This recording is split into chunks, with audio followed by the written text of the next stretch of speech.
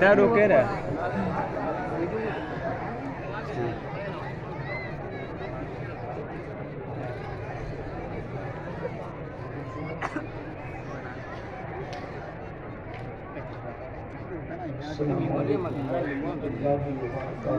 وعلیکم السلام ورحمۃ اللہ وبرکاتہ. والعاقبۃ للمتقین والصلاة والسلام على سید الانبیاء والمرسلین وعلى آلہ واصحابہ الطیبین الطاہرین، اما بعد فاعوذ باللہ من الشیطان الرجیم، بسم اللہ الرحمن الرحیم. یا ایھا الذین آمنوا اتقوا اللہ حق تقاتہ ولا تموتن الا وانتم مسلمون. صدق اللہ العظیم. غوث اعظم بمنے بے سر و ساما مدد قبلہ دین مدد کعبہ ایمان مدد انتظار کرم تشت من عینی را اے خدا جو خدا بین و خدا دا مدد بگرداب بلا افتاد کشتی ضعیفانو شکستہ را تو پشتی بحق کے خواجہ عثمان ہارون مدد کن یا معین الدین چشتی مدد کن یا معین الدین چشتی مدد کن یا معین الدین چشتی.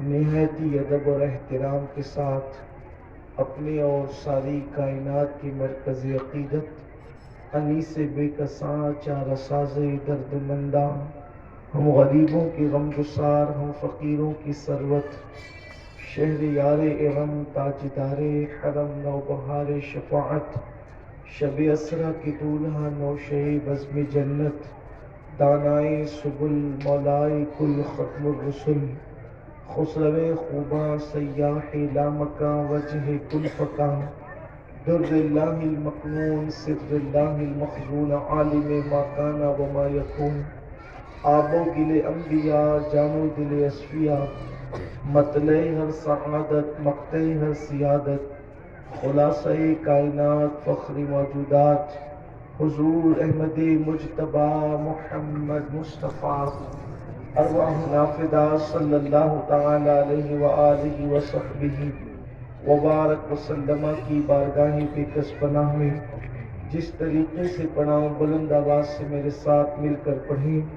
الصلاۃ والسلام علیک یا رسول اللہ، الصلاۃ والسلام علیک یا رسول الصلاۃ اللہ، والسلام علیک یا نبی اللہ، الصلاۃ والسلام علیک یا نبی اللہ، الصلاۃ والسلام علیک یا حبیب اللہ، الصلاۃ والسلام علیک یا حبیب اللہ، وعلی آلک واصحابک یا نور اللہ، وعلی آلہ وصحبہ یا نور صلی اللہ، اللہ تعالی علیہ وسلم. صلی اللہ تعالی علیہ وسلم. آج ہماری یہ مختصر سی محفل عصر اور مغرب کے درمیان اللہ تبارک و تعالیٰ اسے شرف قبولیت عطا فرمائے. آمین. قرآن مقدس کی بڑی مشہور و معروف آیہ کریمہ کی تلاوت کرنے کا شرف حاصل کیا ہے. اللہ تبارک و تعالیٰ اس کے متعلق مجھے حق کہنے اور آپ تمامی خواتین و حضرات کو حق سن کر اس پر عمل کرنے اور اسے عام کرنے کی توفیق عطا فرمائے. اللہ تعالیٰ قرآن مقدس میں ارشاد فرماتا ہے، یا ایھا الذین آمنوا اتقوا اللہ حق تقاتہ، اے ایمان والو اللہ سے ڈرو جیسا کہ ڈرنے کا حق ہے. اللہ سے ڈرنے کا حق کیا ہے اور اب اللہ سے کیوں ڈرتے ہیں؟ دیکھیے، انسان تو ڈرتا ہے دشمن سے بھی، انسان تو ڈرتا ہے سانپ سے بھی، انسان تو ڈرتا ہے درندوں سے بھی. تم اللہ سے کس طرح ڈرتے ہیں؟ کہ کیا معاذ اللہ دشمنوں سے جس طرح ڈرا جاتا ہے، جس طرح ہتھیاروں سے ڈرا جاتا ہے، جس طرح درندوں سے ڈرا جاتا ہے، اس طرح اللہ سے ڈرتے ہیں؟ نہیں، ہم درندے سے بھی ڈرتے ہیں اور اپنے استاد سے بھی ڈرتے ہیں، ہم دشمن سے بھی ڈرتے ہیں اور اپنے باپ سے بھی ڈرتے ہیں۔ تو دشمن سے ڈرنے میں اور باپ سے ڈرنے میں فرق کیا ہے کہ دشمن سے ڈرتے تو اس کے شر سے ڈرتے ہیں، اور دشمن سے ڈرتے تو اس سے نفرت بھی کرتے ہیں، لیکن باپ سے بھی ڈرتے ہیں۔ تو باپ سے ڈرنے کا مطلب کیا ہے کہ باپ کا ہم احترام کرتے ہیں، اور باپ کے احترام میں جو چیزیں اپنے ابا کو پسند نہیں ہیں ان چیزوں کو چھوڑ دیتے ہیں۔ اپنے استاد سے بھی ڈرتے ہیں، احترام میں ڈرتے ہیں۔ اگر استاد کھڑا ہو تو ہم بیٹھتے نہیں ہیں، اس کی بے ادبی سے خوف کرتے ہیں، اس کی ناراضگی سے خوف کرتے ہیں۔ بلا تمثیل تو اللہ تبارک و تعالیٰ سے ڈرنا ایسے ڈرنا ہے کہ جیسے ایک غلام اپنے آقا کی ناراضگی سے ڈرتا ہو۔ اللہ اکبر! یعنی جب باپ کو جو چیز پسند نہیں تو ہم اپنے باپ کے سامنے نہیں کرتے، اس سے ڈرتے ہیں۔ اگر ابا کو سگریٹ پینا پسند نہیں ہے تو ان کے سامنے ہم سگریٹ نہیں پیئیں گے۔ ابا کو پان کھانا، گٹکا کھانا پسند نہیں ہے تو ہم ان کے سامنے یہ کام نہیں کریں گے۔ بلا تفصیل اللہ تبارک و تعالیٰ سے ڈرنے کا مطلب یہ ہے کہ اللہ کے احترام کے اندر، اللہ کی محبت کے اندر ان چیزوں کو چھوڑ دیا جائے جن چیزوں کو اللہ ناپسند کرتا ہے۔ اس کو کہتے ہیں اللہ سے ڈرنا، اور اس کو حجت الاسلام امام غزالی رحمۃ اللہ تعالی علیہ ارشاد فرماتے ہیں کہ یعنی تو اللہ کی ناراضگی سے ڈرتے ہوئے، اللہ کی ناراضگی اور اس کے غضب سے ڈرتے ہوئے ان گناہوں کو، ان چیزوں کو چھوڑ دے جن چیزوں سے تجھے اللہ نے منع فرمایا ہے۔ اس کو کہتے ہیں اللہ سے ڈرنا۔ اب آپ مجھے بتائیں میرے پیارے آقا صلی اللہ علیہ وآلہ وسلم کے پیارے دیوانوں، کیا واقعی ہم اللہ سے اس طرح سے ڈرتے ہیں کہ ہمارے دلوں کے اندر اللہ کا یہ خوف موجود ہے، اللہ کی یہ خشیت موجود ہے؟ اللہ اکبر!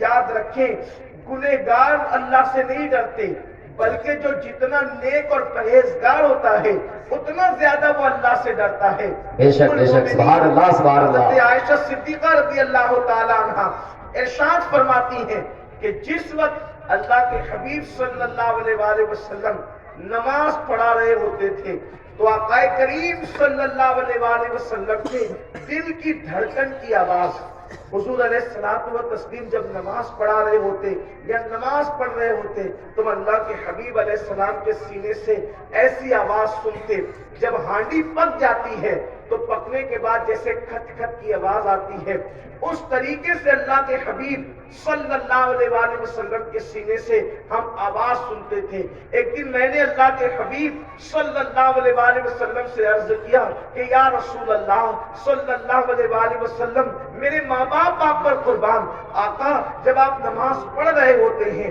یا نماز پڑھا رہے ہوتے ہیں تو اس وقت میں سنتی ہوں کہ آپ کے سینے سے ایک مخصوص آواز نکلتی ہے، اور اس طرح کی آواز آتی ہے جیسے کھانا بننے کے بعد، سالن بننے کے بعد ہانڈی جب چولہے پر رہے تو جیسے کھٹ کھٹ کی ایک مخصوص آواز آتی ہے، اس سے مشابہ کی آواز میں آپ کے سینے سے نکلتے ہوئے محسوس کرتی ہوں۔ تو اللہ کے حبیب علیہ السلام نے فرمایا، عائشہ کیا تم نہیں جانتی کہ میں کس قادر و قیوم کی بارگاہ میں کھڑا ہوں، میں کس رب کعبہ کی بارگاہ میں کھڑا ہوں؟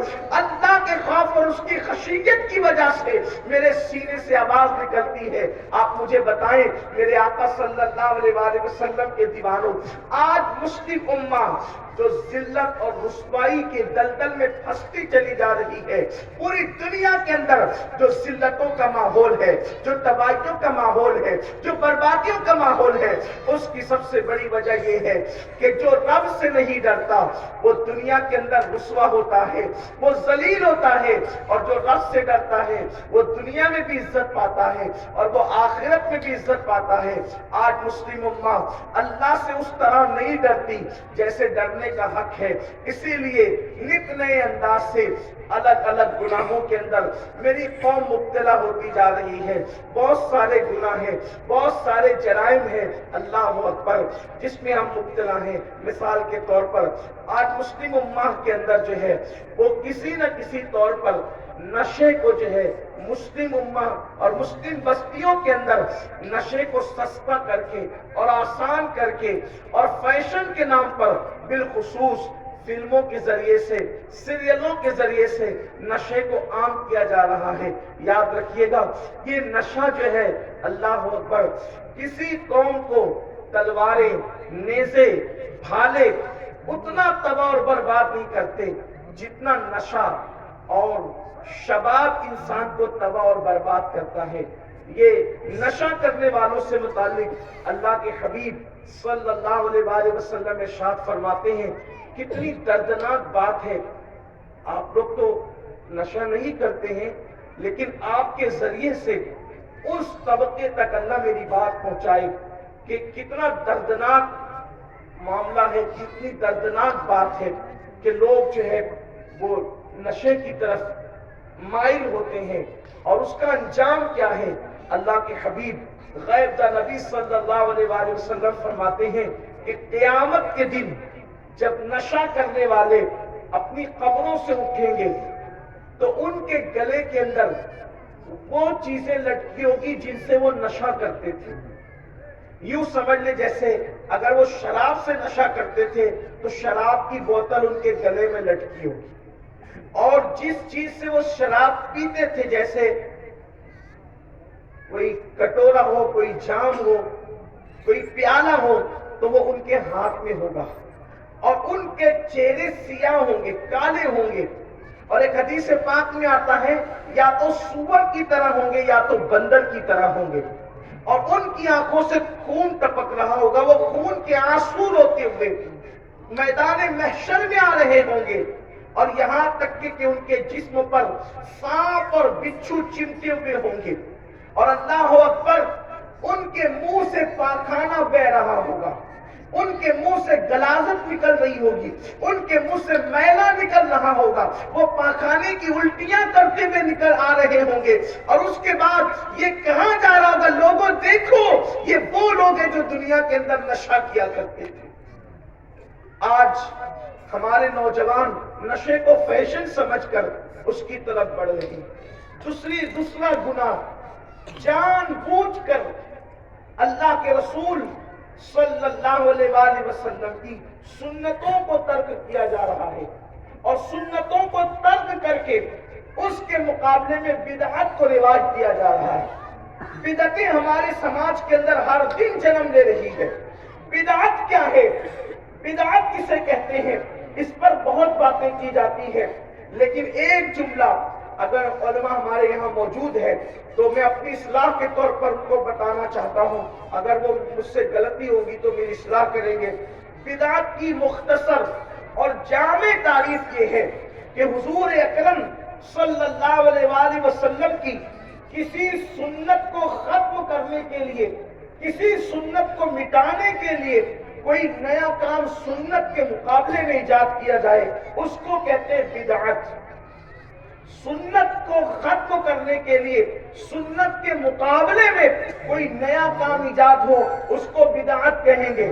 ہر نیا کام بدعت نہیں ہوتا، جیسے سنت عقیدہ جو رکھنا سنت ہے، اس کو مٹا کر کوئی نیا عقیدہ ایجاد کیا جائے، یہ بدعت ہے۔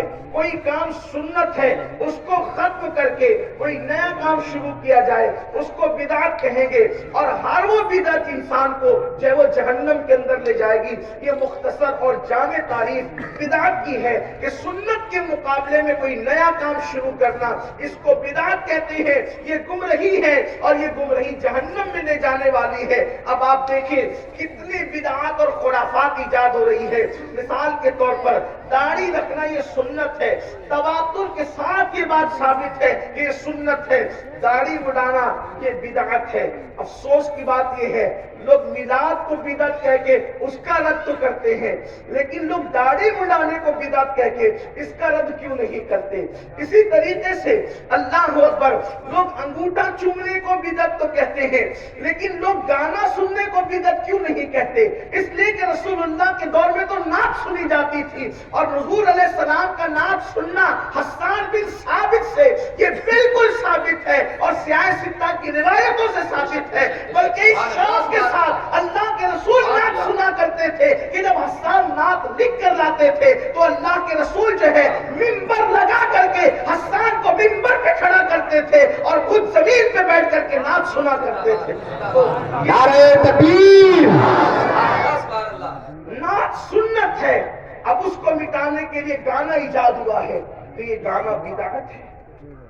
تو لوگ انگوٹھا چومنے کے خلاف کھڑے ہوئے جہاد کرنے کے لیے اور اس کو بدعت قرار دے رہے. لوگ گانے کو بدعت کیوں نہیں کہتے؟ اسی طریقے سے سیرت مصطفیٰ کی تشہیر اور سیرت مصطفیٰ پڑھنا سننا یہ سنت ہے. سنت کی تو 3 قسمیں بیان کی جاتی ہے، ہمارے علماء جانتے ہیں اس کو. لیکن سنت کے مقابلے میں یہ لوگوں نے معاذ اللہ جو فلموں کو ایجاد کیا اور حضور کی سیرت کو پروموٹ کرنے اور پیش کرنے کے مقابلے میں جو ہے ہیرو ہیروئن کی زندگیوں کو پروموٹ کیا جا رہا ہے، کیا یہ بدعت نہیں ہے؟ لوگ اس کے خلاف کیوں کھڑے نہیں ہوتے؟ اسی طریقے سے جو ہے وہ شادی کے موسم میں جو بہت سارے خرافات لوگوں نے ڈی جے ہیں اور ناچنا ہے اور گانا ہے اور مشرکین کی جو رسومات ہیں وہ سب جو ہے وہ اپنے سماج کے اندر شامل کر لیا ہے، وہ بھی بدعت اور خرافات ہے. تو ہم نے کہیں نہ کہیں جو ہے خرافات کے ساتھ چیٹنگ کرنے کی کوشش کی ہے. اس پہ پردہ ڈالنے کے لیے جب بھی مقرر بدعت کا نام لیتا ہے تو اس کے چند عنوانات ہوتے ہیں: انگوٹھا چومنا، مزارات پر جانا، اسی طریقے سے جو ہے وہ حضور کا میلاد کرنا، حضور علیہ الصلوۃ والتسلیم کے نام کے جلسے کرنا. پورا گھوم پھر کر کے میٹر اسی پر آتا ہے.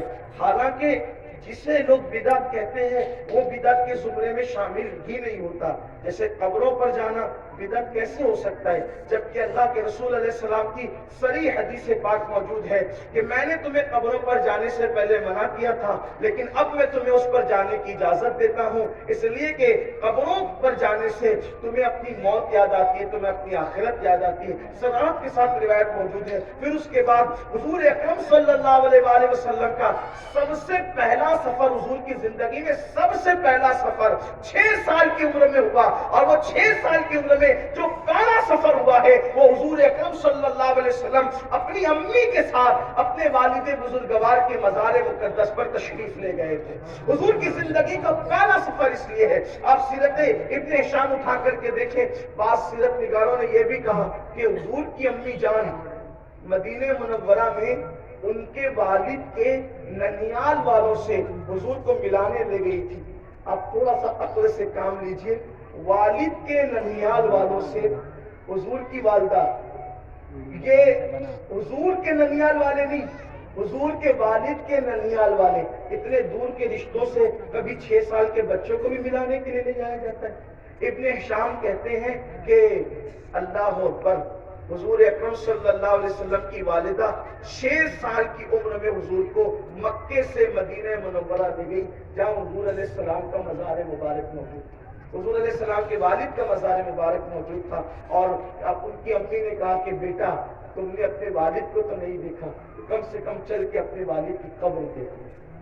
اور انہوں نے البتہ حضور کے والد کے ننیال میں قیام کیا اور ان رشتہ داروں سے ملاقات بھی. ظاہر سی بات ہے کہ جب وہاں گئے تو بھی، اور پھر وہاں پر قبر پر جانے کے بعد آپ بہت روئی اور واپسی میں جو ہے آپ کی طبیعت اسی صدمے سے علیل ہوئی اور مقام ابوا پر آپ کا وصال ہو گیا. یہ ایک تفصیل ہے پوری جس کو اہل علم جانتے ہیں. لیکن میں کسی دوسری طرف آنا چاہتا ہوں کہ میں یہ بتانا چاہتا ہوں کہ بدعات میں یا بدعات کے باب میں کہیں نہ کہیں لوگ مسلکی تعصب کا شکار ہو کر کے لوگ کسی اور طرف کرنے دے دیتے ہیں. حالانکہ ضرورت اس امر کی تھی کہ لوگوں نے سنت کو جو چھوڑ رکھا ہے، سنتوں کو جو چھوڑ رکھا ہے تو اس کی طرف لوگ آتے. اب بدعت کا انجام کیا ہے؟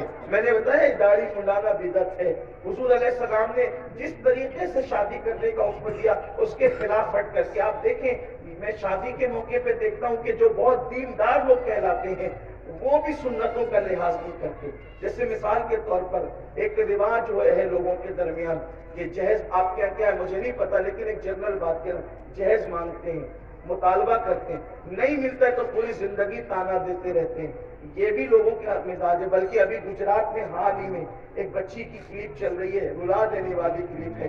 مسلمانوں کو تو چلو بھر پانی میں ڈوب کر مر جانا چاہیے ایسے موقع پر کہ لوگ آج ہمیں بتا رہے ہیں کہ دیکھو یہ مسلمانوں کا حال ہے کہ جہیز کے مطالبے نے ایک بچی کی جان لے لی اور وہ انتقال کر گئی. یہ تو ایک کلپ ہے جو وائرل ہوئی ہے. اس طرح کی کتنی بچیاں ہیں جو جہیز کے نام پر جو ہے اپنی جانوں کو قربان کر دیتی، جن کے گھر اجڑ جاتے ہیں، جن کی زندگیاں اجڑ جاتی ہیں، جن کی زندگیاں تباہ ہو جاتی ہیں. میری مائیں اور بہنیں اگر یہاں پر موجود ہیں تو میں اپنی گفتگو کو آگے بڑھانے سے پہلے اگر بات جہیز کی نکلے تو عرض کروں گا کہ لوگ یہاں دین کو جو ہے وہ معاذ اللہ گویا کہ یوز کرتے ہیں. جو چیز ان کو ہضم ہونی ہے ان کے مفاد کی ہے، اس وقت ان کو دین یاد آتا ہے. جیسے مثال کے طور پہ جب مہر مقرر کریں گے تو ان کو دین یاد آئے گا، انہیں حدیثیں یاد آئے گی کہ اللہ کے رسول علیہ السلام نے فرمایا سب سے زیادہ بابرکت نکاح وہ ہے کہ جس میں مہر کم مقرر کیا جائے. تو یہ تو آپ کو یاد رہا، لیکن آپ کو یہ کیوں یاد نہیں رہا کہ حضور علیہ السلام نے 11 شادیاں کی ہے، 11 نکاح فرمائے ہیں. 11 میں سے کسی ایک مقام پر بھی آپ کو پتا چلتا ہے کہ اللہ کے رسول علیہ السلام نے کسی سے جہیز طلب فرمایا؟ جہیز مانگو جب تم مانگتے ہو. اللہ کے حبیب علیہ السلام نے تو اپنی زمین پر گرا ہوا کوڑا بھی جو جانوروں کو ڈرانے کے لیے اٹھا کر کے انہیں تنبیہ کی جاتی ہے یا جانوروں کو مارا جاتا ہے اسے کوڑا کہتے ہیں. اللہ اکبر، وہ کوڑا بھی اگر زمین پہ گر گیا تو اللہ کے رسول نے کسی سے مانگا نہیں بلکہ خود سواری سے اتر کے اٹھایا ہے. حضور علیہ السلام کو گرا ہوا کوڑا مانگنا بھی پسند نہ تھا. اللہ کے حبیب علیہ السلام کے اندر شان غیرت یہ تھی بلکہ یہاں تک فرماتے ہیں کہ اگر میرے جوتے کے تسمے ٹوٹ جائیں تو وہ بھی میں اپنے اللہ سے مانگتا ہوں، غیر اللہ سے اس کا سوال نہیں کرتا، وہ بھی میں اپنے اللہ سے مانگتا ہوں. حضور کی شان توحید کا یہ عالم تھا، اپنے اللہ سے محبت کا یہ عالم تھا. اور آج ہم جہیز کے نام پر، رسومات کے نام پر کیا کیا بھیک مانگتے ہیں اور کس طریقے سے بھیک کے دروازے مالداروں نے بھی کھول رکھے ہیں. یاد رکھنا، اچھی طرح یاد رکھنا مسلمانوں. اور پھر اگر وہ جہیز نہ لائے تو اسے تانے دیے جاتے ہیں اور یہاں تک کہ طلاق کی نوبت آ جاتی ہے. معاذ اللہ کیفیت یہاں تک پہنچتی ہے کہ اس کی زندگی سے کھلواڑ کر کے اس کو طلاق دے دی جاتی ہے. زندگی سے کھلواڑ کر کے طلاق دے دی جاتی ہے. اور ہم سمجھتے ہیں کہ چلو اسلام میں اجازت تو ہے نا طلاق، جن صورتوں میں اجازت ہے کیا یہ صورت اس میں آتی ہے کہ جہیز نہ ملنے پہ طلاق دے دو اور کسی کی زندگی سے کھیل دو؟ میری قوم کے وہ جوان جو اللہ کے نبی صلی اللہ علیہ وسلم کے نام پہ جان قربان کرنے کی باتیں کرتے ہیں، میری ان سے گزارش ہے کہ وہ سماج سے اس معاملے کے اندر بغاوت کریں. بغاوت نہیں ہوگی بلکہ یہ حقیقت ہوگی، سچائی اور صداقت ہوگی کہ نوجوان یہ فیصلہ کرے کہ میں نے شادی تو کرنا ہے لیکن شادی ایسی مثالی ہوگی کہ جس میں صرف دلہن آئے گی، دلہن کے ساتھ کوئی جہیز نہیں آئے گا. ہمیں یہ فیصلہ کرنا ہے، اس لیے کہ انقلاب جوانوں سے آتا ہے، تبدیلی جوانوں سے آتی ہے. یاد رکھیں اگر آپ نے ایسا کیا اور آپ نے کسی کی فکر کو دور کر دی، کسی غریب ماں باپ کی سوچ اور فکر کو، ان کے بوجھ کو دور کر دیا، تو یاد رکھنا مالدار جہیز دے گا تو اپنی طاقت کے مطابق دے گا، لیکن کسی غریب کی فکر کو تم دور کر دو گے تو جب اللہ تمہیں دے گا تو اللہ تمہیں اپنی شان کے مطابق عطا فرمائے گا. بندے کا دیا ہوا ختم ہو سکتا ہے، اللہ کا دیا ہوا کبھی ختم نہیں ہو سکتا. تو اللہ آپ کو اپنی شان کے مطابق عطا فرمائے گا. غرض یہ کر رہا تھا کہ لوگ زندگیوں سے کھیلتے ہیں، بیچ میں طلاق دے دیتے، بیچ میں جہیز کی وجہ سے، کسی اور چھوٹی چیز کی وجہ سے اللہ اکبر زندگی سے کھیل جاتے ہیں. کسی لڑکی کی، کسی عورت کی زندگی سے کھیلنے کا کیا عذاب ہے یہ تو ابھی نہیں پڑھتا آپ کے سامنے. ایک حدیث صرف سن لے، دل پہ ایمان والے دل پہ ہاتھ رکھ کر. کسی کی زندگی سے کھیلنا کتنا بڑا جرم ہے. عورت تو عورت ہے، لڑکی تو لڑکی ہے، بہت بڑی ہے اس کی عزت، اس کی آبرو، اس کی زندگی. اگر تم نے کسی چڑیا سے بھی کھیلا نا، چڑیا کی زندگی سے، چڑیا کی زندگی سے، چڑیا کتنی اتنی چھٹاک بل کی ہوتی ہے، اس کا انجام کیا ہے. لیکن یہ حدیث پڑھنے سے پہلے ایک اور طرف اشارہ کرتا ہوں. آج کل کچھ لڑکے لڑکیوں کی زندگی سے اس طرح بھی کھیلتے ہیں کہ اس سے ناجائز تعلقات قائم کر لیتے ہیں، شادی کا لالچ دے کر، زندگی بھر نبھانے کا لالچ دے کر، پھر زنا کر کے، بدکاری کر کے، اس کی آبرو سے کھیل کر پھر اسے چھوڑ دیتے ہیں. نہ وہ دین کی رہتی ہے نہ وہ دنیا کی رہتی ہے۔ یہاں میں قوم کی بیٹیوں سے بھی کہتا ہوں کہ آپ کی عزت اور آبرو اتنی سستی نہیں ہے کہ شادی کے وعدے پر آپ کسی کے ساتھ اپنا سب کچھ گنوا بیٹھے۔ یاد رکھنا دنیا کی ہر دولت ختم ہو جانے کے بعد آدمی کما سکتا ہے، لیکن آبرو اس دولت کا نام ہے کہ ایک مرتبہ چلی گئی تو دوبارہ پھر آپ اس کو نہیں خرید سکتے، بازار سے نہیں خریدی جا سکتی، دولت کے ذریعے سے اس کو جو وہ نہیں کمایا جا سکتا، اس کو حاصل نہیں کیا جا سکتا، بلکہ مر کے زندہ ہو جائیں تو بھی آپ دوبارہ وہ دولت حاصل نہیں کر سکتے۔ اس لیے قوم کی بیٹیوں سے کہتا ہوں کہ غربت کی چکی میں پسنا تو غربت سے خوف کھا کر کسی کی دولت پر للچا کر کبھی اپنی آبرو کا سودا مت کر دینا۔ جب کبھی تمہیں غربت اور فاقہ کشی اور تمہارے وجود پہ لگے ہوئے تمہارے وجود پر جو کپڑے ہیں اس پہ لگے ہوئے پیون جب تمہیں بے چین کرے تو تمہیں سیدہ فاطمہ الزہرا کے لباس کے پیون کو یاد کر لینا چاہیے۔ آج کسی غریب سے غریب بلکہ فقیر کی بیٹی کے بدن پر بھی ایسا کپڑا نہیں ہوتا کہ جس پر کپڑے کے وجود پر اونٹ کے چمڑے کا پیون لگے، لیکن میرے نبی کی بیٹی سیدہ فاطمہ نے یہ مثال پیش کی ہے کہ ان کے کپڑے کے وجود پر، ان کے کپڑوں پر اونٹ کے چمڑے تک کا پیون لگا تھا، اونٹ کے چمڑے کا پیون۔ میں سمجھتا ہوں کسی غریب کی غریب کتنا بھی غریب ہو، کائنات کے سب سے مالدار کی بیٹی کے دوپٹے میں اگر اونٹ کے چمڑے کا پیون لگ سکتا ہے، میں اپنے نبی سے اس مالدار دنیا میں کسی کو نہیں سمجھتا، اس لیے کہ آج جسے بھی خیرات مل رہی ہے وہ سب میرے نبی کے در سے مل رہی ہے۔ میرے امام اہل سنت کہتے ہیں آسماں خان، زمین خان، زمانہ مہمان، صاحب خانہ لقب کس کا ہے تیرا تیرا، اور وہاں کیا جود و کرم ہے شہ بتہاں تیرا، نہیں سنتا ہی نہیں مانگنے والا تیرا، دھارے چلتے ہیں آتا کے وہ ہے قطرہ تیرا، تارے کھلتے ہیں سخا کے وہ ہے ذرہ تیرا، میں تو مالک ہی کہوں گا کہ وہ مالک کے حبیب یعنی محبوب و محب میں نہیں میرا تیرا میرا تیرا۔ جس نے جنت بیچی بھی ہو، جس نے جنت بانٹی بھی، حضور نے جنت بیچا بھی ہے اور جنت بانٹا بھی، اس کا مطلب میرے نبی کو اللہ نے جنت کا مالک بنایا۔ آپ دیکھو مجھ سے کتنی محبت کرتے ہیں، بہت محبت ہے آپ کی۔ مائک بھی آپ نے لگا دیا، یہ مائک آپ نے مجھے استعمال کے لیے دیا، اگر میں اس کا ابھی نیلام کرنے لگوں، سودا کرنے لگوں تو مائک والا بھیا مجھے پکڑ لے گا کہ حضرت آپ سے محبت بڑی ہے لیکن آپ سے یہ امید نہیں تھی کہ آپ امانت میں خیانت، امین ہو کر آپ امانت میں خیانت کریں گے کہ میں یہ مائک استعمال کے لیے دیا ہے، بیچنے کے لیے نہیں دیا آپ کو۔ کب بیچ سکتا ہوں؟ جب مالک ہو جاؤں۔ اگر یہ دے دے کہ یہ آپ کا ہو گیا تو بیچ بھی سکتا ہوں، کسی کو ہبا بھی کر سکتا ہوں، لیکن جب تک یوز کے لیے ہو، ملکیت میری نہ ہو، نہ بیچ پاؤں گا نہ کسی کو دے پاؤں گا۔ نبی نے جنت بیچی بھی اور نبی نے جنت خیرات میں کر دی اور دنیا میں بتا دیا جنت کی دعائیں کرنے والوں اور نبی کی برابری کی بات کرنے والوں، نبی تو وہ ہیں جو جنت دے بھی سکتے ہیں خیرات میں اور جنت بیچ بھی سکتے ہیں۔ جہاں آبادی عطا کر دیں، بھری جنت ہبا کر دیں، نبی مختار کل ہیں، نبی مختار کل ہیں، جس کو جو چاہے عطا کر دیں۔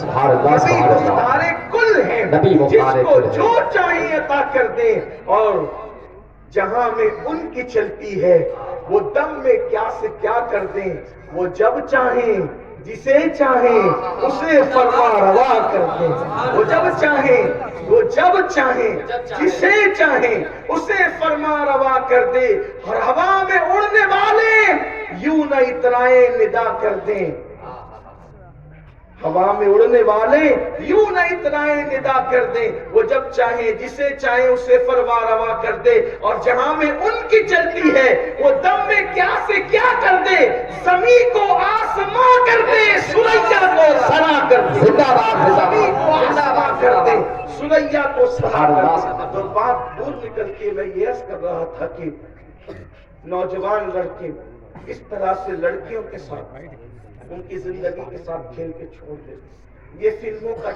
پیٹرن ہے، یہ فلموں میں یہ چیزیں، سیریلوں میں یہ چیزیں دکھائی جاتی ہیں، ان کے لیے کوئی بات نہیں ہے۔ اور اب یہ بھی پلٹ کر کہہ دوں، اگر برا نہ مانے اللہ، جس تک بات پہنچا دے، کہ اب لڑکیاں بھی ایسا کر رہی ہیں، بعض لڑکیاں کہ وہ لڑکوں کے ساتھ ان کے جذبات کے ساتھ کھیل کر انہیں چھوڑ دیتی ہیں۔ ایسا بھی ہو رہا ہے ہمارے ملک میں، دور کی بات ہے، ہمارے ملک میں۔ یاد رکھنا، کسی کی زندگی سے مت کھیلو، پھر اس کا نتیجہ کیا ہے؟ یا لڑکی پاگل ہو جائے یا لڑکا، یا لڑکی خودکشی کر لے یا لڑکا، زندگی اجیرن ہو جاتی، زندگی برباد ہو جاتی۔ سن لے کسی کی زندگی سے کھیلنے کا انجام کیا ہے۔ امام ابو اللیث سمرقندی رحمۃ اللہ علیہ لکھتے ہیں، حدیث پاک اس کا مفہوم بطور مفہوم عرض کر رہا ہوں، کہ کسی نے اگر اپنی زندگی میں کسی چڑیا سے کھیلا ہوگا، چڑیا چٹاک بھر سے زیادہ کی نہیں ہوتی، کسی نے چڑیا سے کھیلا ہوگا اور کھیلتے کھیلتے چڑیا مر گئی۔ چڑیا کھیلنے کی چیز نہیں، لیکن لوگوں کا شوق ہے۔ اگر کسی نے کسی چڑیا سے، دیکھو لوگ چڑیوں سے آج کھیل رہے ہیں، اللہ کے حبیب علیہ السلام نے 1450 سال پہلے بیان کر دیا، اگر کسی نے کسی چڑیا سے کھیلا اور وہ چڑیا مر گئی، کھیلتے کھیلتے چڑیا مر گئی، اللہ کے حبیب غیب کا نبی صلی اللہ علیہ وآلہ وسلم فرماتے ہیں، حدیث پاک کا مفہوم ہے کہ قیامت کے دن وہ چڑیا اللہ کی بارگاہ میں فریاد کرے گی کہ مولا آج عدل کا دن ہے، آج انصاف کا دن ہے، میں تجھ سے انصاف اور عدل چاہتی ہوں، مجھے تجھ سے عدل اور انصاف چاہیے۔ اس وقت اللہ اکبر، اس چڑیا کی آواز، کیونکہ چڑیا کی آواز کتنی نازک ہوتی ہے، اس کی آواز کہاں تک پہنچ سکتی ہے، کس کے کان تک پہنچ سکتی ہے، کس کے کان تک اس کی فریاد جا سکتی ہے، لیکن وہ قیامت کا دن ہوگا، اللہ تبارک و تعالیٰ اس چڑیا کی آواز میں اتنا درد، اتنا سوز اور اتنی کڑک پیدا فرمائے گا کہ فرمایا میرے آقا علیہ السلام نے کہ وہ چڑیا کی آواز بجلی کی کڑک کی طرح ہوگی جس سے مجرم کے کان پھٹ جائیں گے۔ وہ چڑیا کی آواز اتنی بجلی کی کڑک کی طرح ہوگی، اس میں اتنی کڑک اللہ پیدا کر دے گا کہ مجرم کے کان پھٹ جائیں گے۔ اور جب چڑیا فریاد کرے گی میرے اللہ سے کہ مولا اس نے میری زندگی سے کھیل کے میری زندگی کو تباہ برباد کیا تھا، اپنے ہاتھوں سے مجھے مار ڈالا تھا، تو اس وقت اللہ کی طرف سے جواب ہوگا آج عدل